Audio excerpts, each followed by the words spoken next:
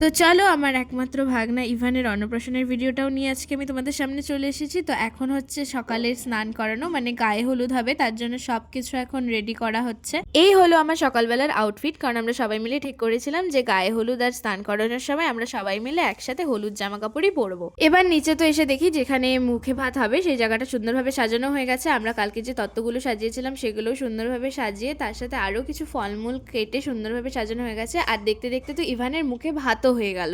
এমনটা ফিল হচ্ছিল যে এই তো কিছুদিন আগে কলেজ থেকে ছুটতে ছুটতে বাড়ি গিয়ে সঙ্গে সঙ্গে রেডি হয়ে দেখতে গেলাম দিদিকে, আর দিদিকে দেখতে গিয়ে দেখি একটা ছোট্ট পুচকি দিদির কোলে শুয়ে আছে, আর সেটাকে আমাদের একমাত্র ইভান। যাই হোক, বাড়ির সবাই এখন এক এক করে ইভানকে আশীর্বাদ করে নিল, আর তারপরে যাওয়া হলো মন্দিরে, কারণ আজকের মেইন প্রোগ্রামটা মন্দিরেই ছিল। তো আমরাও এক এক করে রেডি হয়ে তাড়াতাড়ি চলে এলাম মন্দিরে। আর এই হলো আজকের আমার দুপুরবেলার লুক। কেমন লাগছে অবশ্যই কমেন্ট করে জানিও। যেহেতু ইভানের অন্নপ্রাশনটা বৈষ্ণব সভার মধ্যে দিয়ে হচ্ছিল, তো সবকিছুই ছিল নিরামিষ, তাই আমরা রেডি হয়ে অনেক ফটোশুট করে ইভানের সাথেও ছবি টবি তুলে নিয়ে আমরা প্রসাদ গ্রহণ করলাম। আর প্রসাদ গ্রহণ করে যাওয়ার পরে আমরা আবার চলে গেলাম বাড়িতে। তো আজকের মতো এতটুকু। ভিডিওটি কেমন লাগলো অবশ্যই জানিও।